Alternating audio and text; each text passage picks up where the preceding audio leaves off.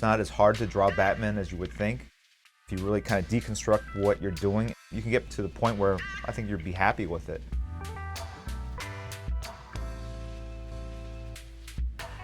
When I think of Batman, it's just a cylinder.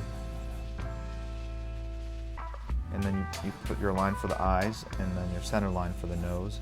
You have this grid that's sort of your architectural underdrawing. And your ear basically starts where the eye line is. Obviously, I don't break it down in these steps. I kind of go from 0 to 60 pretty quickly. I kind of skip a lot of stuff, but it's happening in my head very, very quickly. The eyes are kind of the windows to the soul, and it really carries the expression. And the nose is a triangular element. Because we're looking at things in perspective, we're taking this object and turning it slightly, so you're going to see less of this face than you of that face. You're creating three-dimensional spaces in your mind, and then all those spaces then react and affect one another. And then you have the mouth, that's the bottom side of the lip, and then just draw a line here that kind of signifies the chin. You're creating something three-dimensional in a two-dimensional drawing. Because the head is a cylinder, and the neck is a cylinder underneath it that's offset, and so you kind of imagine the neck being back here. I do exaggerate elements to create something that's more dynamic, that leaps off the page. Then there are two muscles that go from the ear to right above the collarbone. By over-exaggerating on the page, you're creating that emotional impression that the character makes on the reader as he's reading it. And then there's a tendon that go from this part of the body into the neck area.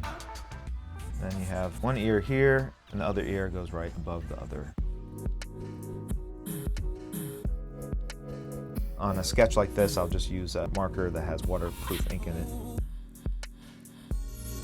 By varying the line weight, you can create subtle suggestions of three-dimensionality. And that's really your ultimate goal as an artist, to create this illusion of space and environment and bring people into that drawing. This crosshatch here, basically all I'm doing is feathering the black area to the white area and create the sensation that the lower lip is actually round. And you'll see that happening all around. A lot of times in the script, you'll get a call out for a certain shot, and you'll block it out, and then you start drawing it, and then start adding shadows, and it starts taking on a life of its own.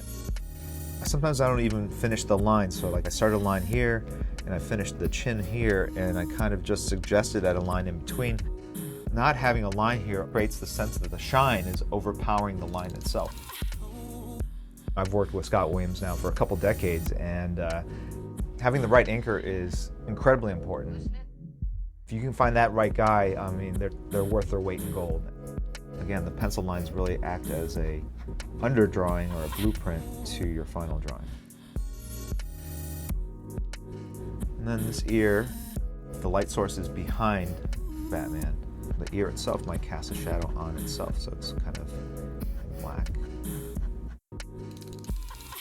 And you would be careful when you're drawing muscle lines. You don't have to go all the way from one point to the other and draw a straight line.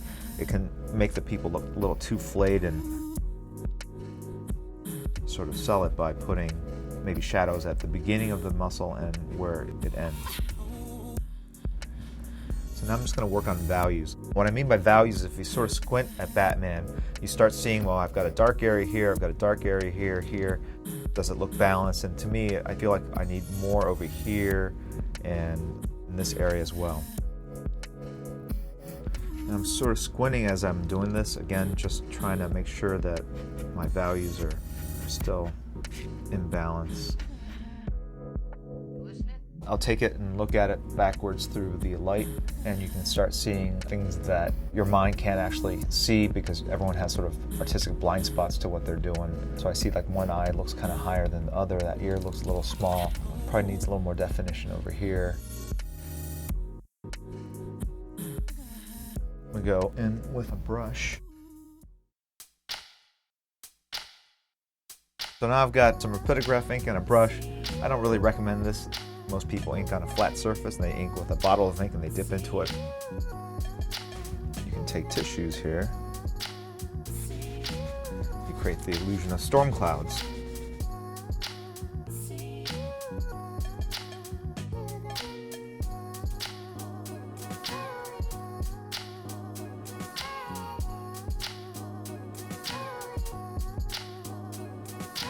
Don't want to forget the bat symbol here. You're reacting to the image as it's being created, and that ultimately tells what the final image will be. See, if you squint, like this is solid black and this is kind of a light black gray, and so I want to meld the two.